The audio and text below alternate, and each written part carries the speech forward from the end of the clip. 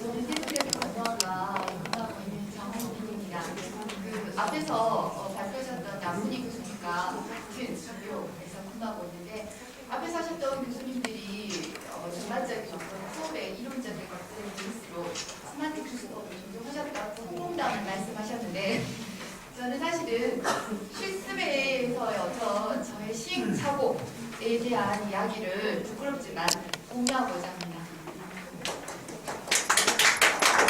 제가 준비한 목표는 다음과 같습니다. 왜 제가 실습 교육에서 이러한 방법들을 강구하게 되었는지, 그리고 이거에 대한 해결할 수 있는 문제 정리들을 정확하게 문장으로 만들어 주었고요. 그것들을 해결하기 위한 여러 가지 시행착오들이 또 있었습니다.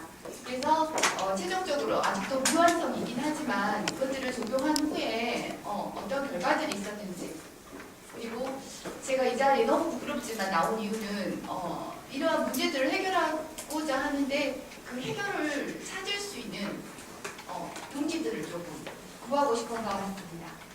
그리고 저는 실습에서 어떻게 SNS를 활용했는지를 구성하였습니다. 주제 선정 배경은 다음과 같습니다. 이제 저희는 간호학과 졸업하기 전에 4학년 때 핵심 기본 간호술이라고 하는 졸업 성과 인생제를 거쳐야지만 아이들이 순서대로 졸업을 할 수가 있습니다. 근데 그 과정 중에 아이들이 저에게 준 피드백은 다음과 같습니다. 20가지 술기를 평가하는데 각각의 아이들이 다 우리는 그렇게 안 배웠다, 또는 왜 교수님들마다 평가하는 기준의 잣대가 다르지? 그리고 또 너는 어떻게 배웠어? 라고 하는 질문들을 저에게 들려주었습니다. 그래서 아이들은 최종적으로 학습자의 불만은 도대체 우리는 어떻게 해야 될 것인가? 라고 하는 이런 불만들이 제가 문제를 해결하고자 하는 이유였습니다. 그래서 방금 말씀드린 대로 교육의 교수자가 다르고 평가자의 교수자가 다르고 이 공간 속에서 아이들은 어떻게 해결해야 될 것인가에 대한 해결책으로, 그러면 얘네들의 감정을 해소시킬 수 있는 방법은 표준화된 술기 교육 방법이 필요하지 않을까? 라고 하는 생각을 하게 되었습니다. 그래서 1차 제가 만든 시행착오의 작품은 그러면 아이들한테 평가해야지 되는 항목에 대해서 정확한 표준화된 용어의 정의가 필요하지 않을까라고 생각을 하고, 수행 항목이라고 적혀져 있는 이 항목들은 각각 평가에 1번부터 몇 번까지 진행이 되어져 있는 항목의 문항들인데, 여기서 3번 대상자에게 간호사 자신을 소개한다라고 하는 곳에 제가 만든 표준화된 용어는 안녕하세요, 저는 간호사 누구누구누구입니다 라고 하는 문장을 완성했습니다. 그리고 대상자의 이름, 등록번호 등을 개방형으로 질문하여 대상자를 확인하고 입법할지와 대조하여 대상자를 확인한다. 평가 툴은 이러하지만 아이들은 각기 다른 소리로 평가를 받고 시행하기 때문에 아이들한테 이제 성함이 어떻게 되시죠? 등록번호를 확인하겠습니다 라고 하는 문장을 완성체로 만들었습니다. 그리고 마지막에 보호자분께서 환자분의 수술 동의서를 의사 선생님 설명을 듣고 작성하셨나요? 이 수술이 왜 필요한지 알고 계신가요? 이렇게 용어 통일을 하였습니다. 그래서 이렇게 만든 시범적인 어떤 프로토타입을 제가 운영하고 있는 단카페 표준화 자료로 업로드를 시켰습니다. 그리고 그 다음에 이제 술기에 대한 정리가 필요할 것 같아가지고 아이들 중에 가장 의견이 분분했던 술기 항목 중에 가장 난이도가 상인 기관지 절개관 관리라고 하는 항목이 있었습니다. 근데 이제 더 이상 평가를 하다가 아이들의 행동을 볼 수가 없었습니다. 그래서 바로 그 자리에서 제가 나를 찍어줘 해가지고 제가 찍었습니다. 찍어져 있는 걸 잠깐 보시면 볼 수 오게요. 일단은 1차는 제가 찍었다는 거, 미흡한데 이거 문제점이 뭐였었냐면요, 아이들이 주는 피드백은 이렇게 하나의 항목, 평가 항목이었는데 요걸 제가 낱낱이 행위별로 나눈 거죠. 그리고 그 행위에 대한 설명이나 이런 거 없이 주변에서는 막 자본이 있는 상태에서 이 완성된 동영상을 그럼에도 불구하고 아이들한테 카페에 업로드를 시켰습니다. 그래서 1, 2차의 어떤 경험을 통해서 상품을 조금 더 확대 적용해야 된다는 필요성을 느끼고 저희 교과목에서 담당하고 있는 평가 과목 중에 하나인 수술 전후의 간호, 수술 전과 후의 간호 술기에 대한 세 항목에 대해서 표준화 용어 정리를 다시 시작하였습니다. 그리고 이걸 가지고 대학교육병원의 교육수 선생님으로 있는 수 선생님들에게 전문가의 탄원도를 받았습니다. 그리고 1차 이걸 바탕으로 술기를 설명하고 2차 다른 분들에게 또 술기에 대한 설명본에 대해서 탄원도를 공증받았습니다. 그리고 주신 질문에 반영하여서 2차 술기를 설명하고 이제 표준화된 술기와 표준화된 용어가 반영이 된 항목들을 만들게 되었습니다. 그래서 여기 작성이 되어져 있는 게 얼마나 질이 좋은 상태로 이제 완결 속이 일단은 나왔는데요.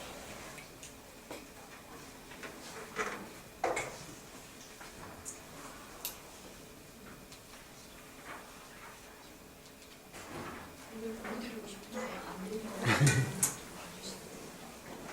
월과 비로 소리생을 실시한다. 이러한 부분들에 대해서 실제로 시행 시작과 종료시까지 풀로 동영상을 촬영하였고요. 이러한 과정 중에 저희들이 꼭 해야 되는 어떤 동영상들이 있거든요.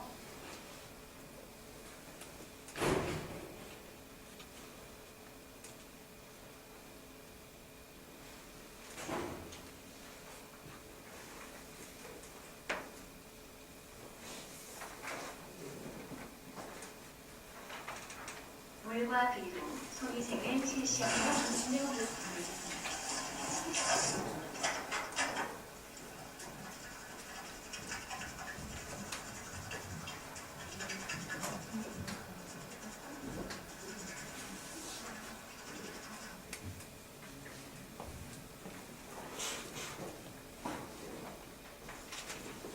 월과 비로 너무 많이 소리시네요. 월과 비로 소리생을 실시한다.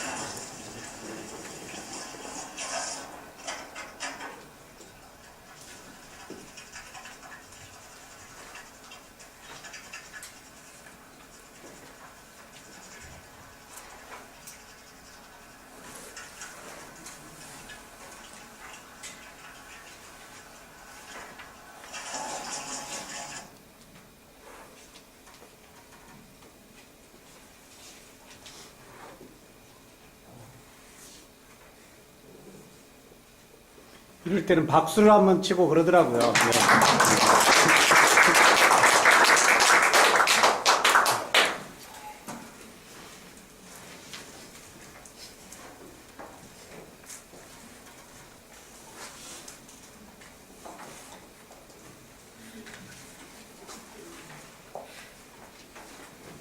일단은 이 과정을 통해서 이 친구가 방송 활동을 했었던 친구거든요. 그래서 나레이션을 정말 방송 아나운서처럼 보이스 카메라를 엄청 예쁜 걸 깔고 그 밑에 발을 통해 가지고 그 행위에 대한 설명과 함께 나중에 이 친구들이 실제 환자, 표준화 환자와 또 표준화 환자한테 적용할 수 없는 처지들은 모형에 적용을 해서 나름 퀄리티 있는 그런 컨텐츠를 만들었습니다. 여러분들이 만약에 수술을 하시게 된다면 지금 보시는 이 동영상을 그대로 들으실 수 있는 그러한 수준의 동영상을 만들었습니다.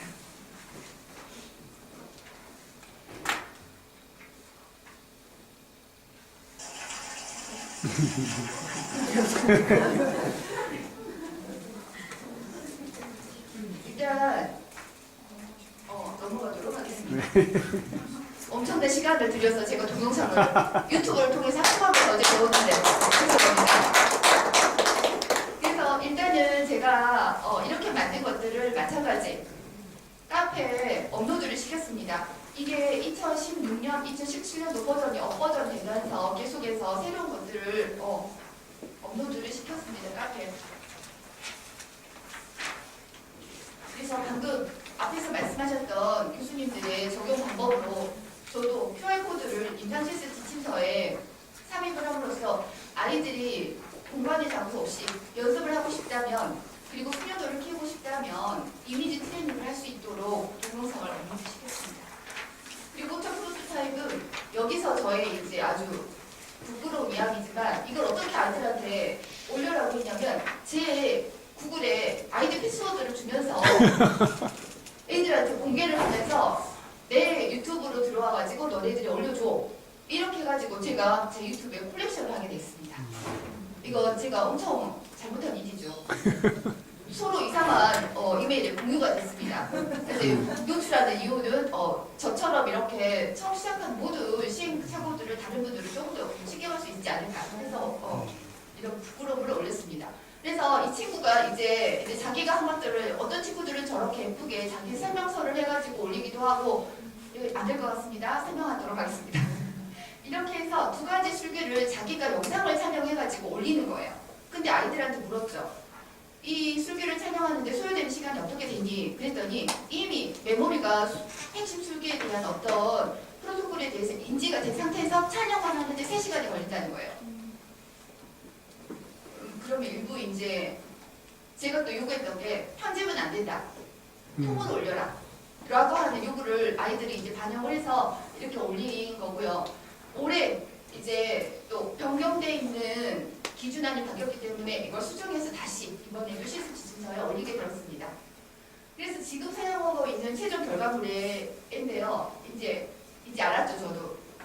개인 유튜브로 링크를 걸어주면 되는 거예요. 그래가지고 이제 녹화된 영상을 아이들한테 개인 유튜브로 계정을 만들어가지고 업로드를 시켜주고 여기 보이는 바와 같이 이렇게 아이들이 링크를 걸어주게 됐죠. 근데 이제 여기서 가장 좋았던 게 저는 뭐냐면 8명의 그룹으로 실습 지도를 진행하게 되거든요. 근데 그 평가하는 과정 중에 어떤 교수님들은 아이들을 1대1로 그 실습실로 등장을 시켜가지고 평가를 하세요. 저는 그 과정 평가를 안 하고 결과 평가를 하게 되는데 이 결과 이 그룹원들이 다 자기 걸 보고 친구들 걸 8번을 보게 되는 거예요. 그러면서 당연하게 자기가 평가서에 평가를 하면서 자기 평가, 동료 평가를 8번 정도 하니 완전한 학습이 되지 않을 수 없을 거라고 생각이 들었습니다. 그래서 최종 이제 3학년 2학기 1년 반 전에 이러한 방법으로 교육을 받았던 친구가 이번 8월 달에 핵심술기 졸업 인증 평가를 받으면서 저에게 줬던 피드백들은 이렇습니다. 교수님, 순서대로 내 몸이 알아서 해줬어요. 교수님, 중요한 것들을 빠뜨리지 않을 수 있었어요. 교수님, 제한된 시간 안에 유능함을 느끼면서 끝낼 수 있었어요. 교수님, 그때 있던 말들이 자꾸 떠올라서 내 입술에서 말하는데 평가받는데 어려움이 없었어요. 이런 피드백을 저한테 주게 되었습니다. 여기까지 제가 했었던 시행착오에 대한 경험의 공유였었고요. 이제 아까 여러 교수님들께서 하시고 계시는 아이들과의 어떤 의사소통을 어떻게 진행할 건지에 대한 것도 저도 한번 몇 슬라이드 꽂아봤는데요. 일단 제가 이 보시는 바와 2014년도 1월 8일에 이 카페를 오픈을 했습니다. 사실은 카페 하나 정도를 가지고 있어야지 근데 이제 연타한 이유로 그냥 방치했던 이러한 시기가 있었는데 지금 현재는 이 카페를 통해서 제가 제일 먼저 하는 것은 아이들은 2주의 실습을 나가기 전에 지도자와 사전 노출을 하게 됩니다.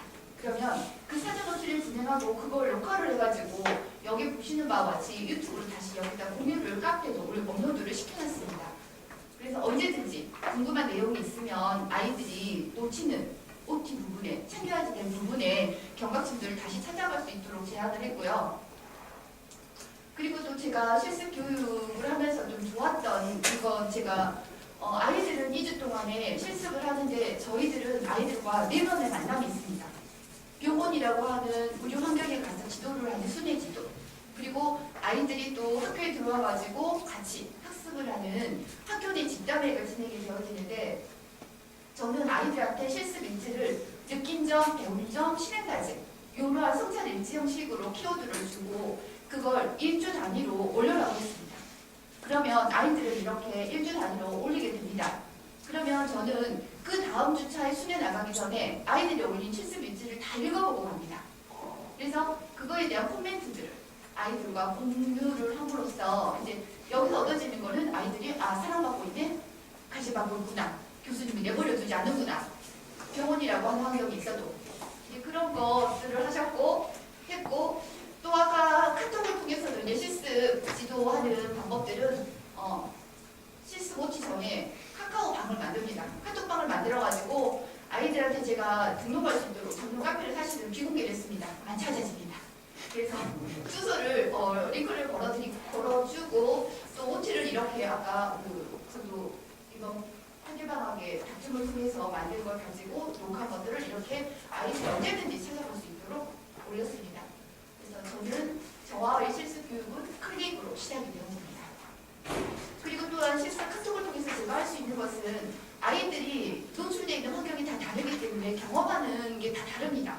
그리고 임상이라고 하는 현장은 병원이라고 하는 현장은 암묵적인 지식들이 막 너무나 많이 쌓여져 있는 공간이기 때문에 그것들을 좀 실행할 수 있는 것은 아이들한테 주어져 있는 경험들 공통 그리고 해야지 되는 그런 경험들을 찾아서 아이들한테 제가 이렇게 수시로 찾아서 올려주게 됩니다. 그래서 저와 아이들과의 어떤 링크가 조금 더 활성화되는 부분이 아닐까라는 생각을 하게 됩니다. 그래서 향후 계획 및 소감은 내가 아무리 어떤 좋은 것들을 만들어도 아이들이 들어오지 않으면 아무것도 필요 없다는 거.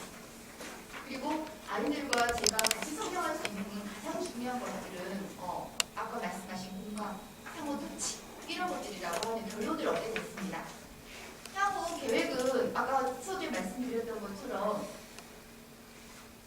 핵심 술기 20가지라고 하는 그 평가를 해서 아이들을 묻어나게 연습을 하죠. 근데 문제는 뭐냐면 그 물품에 대한 비용, 시간, 공간적인 제약 이런 것들 해결할 수 있는 방법이 도대체 무엇이고 그것을 통해서 아까 말씀드린 임상과 현장의 갭들을 어떻게 줄여나갈 수 있느냐라고 하는 것에 대한 해결책은 제가 고민하고 있습니다. 도움을 주시기 바랍니다. 사실은 이러한 기본적인 프로토콜에 대한 게임을 만들면 어떨까? 라고 하는 그러한 생각들을 하게 됐습니다.